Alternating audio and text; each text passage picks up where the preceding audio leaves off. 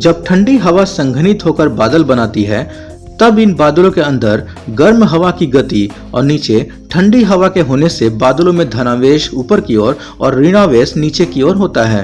बादलों में इन विपरीत आवेशों की आपसी क्रिया से विद्युत आवेश उत्पन्न होता है। इस प्रकार आसमानी बिजली की उत्पत्ति बादलों में उपस्थित धनावेश और ऋणावेश की क्रियाओं से होती है।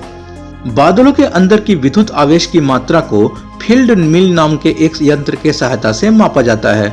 यह घटना अधिकतर कपासी बादलों से संबंधित होती है, लेकिन कपासी बादलों से संबंधित अन्य घटनाओं जैसे टोर्नेडो, आकस्मिक बाढ़ और ओलावृष्टि की तुलना में वज्रपात से अल्प समय में अधिक नुकसान होता है।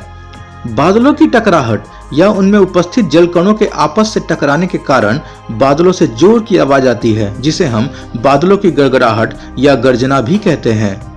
आसमानी बिजली के साथ बादलों से बहुत तेज आवाज आती है। दिलचस्प बात यह है, यह दोनों घटनाएं साथ साथ हो तो भी हमें विद्युत की चमक पहले दिखाई देती है और बादलों की गर्जना बाद में।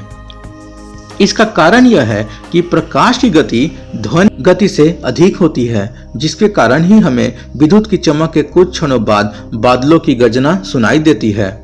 आसमानी बिजली की अधिकतर घटनाएं किसी पेड़ या बिजली के खंभे के आसपास होती हैं। बादलों के अंदर उत्पन्न आवेश की धरती की ओर आता है, तब इससे भवन और विद्युत उपकरण क्षतिग्रस्त हो सकते हैं।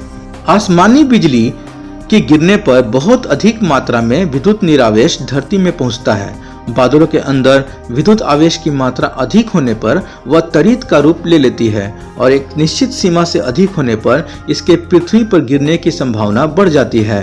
धातुएं विद्युत की अच्छी चालक होती हैं, इसलिए इस घटना के दौरान विद्युत उपकरणों के क्षतिग्रस्त होने का खतरा अधिक रहता है। इसमें कुछ हजार से लेकर करीबन 2 लाख एम्पीयर तक की धारा प्रवाह हो सकता है।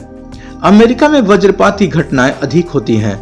यहाँ के फ्लोरिडा शहर को विश्व की वज्रपात राजधानी नाम से भी पहचाना जाता है। हमारे देश में भी मानसून के समय वज्रपात की सैकड़ों घटनाएं होती हैं। प्रतिवर्ष इस घटना से कुछ लोगों की मौत भी होती है।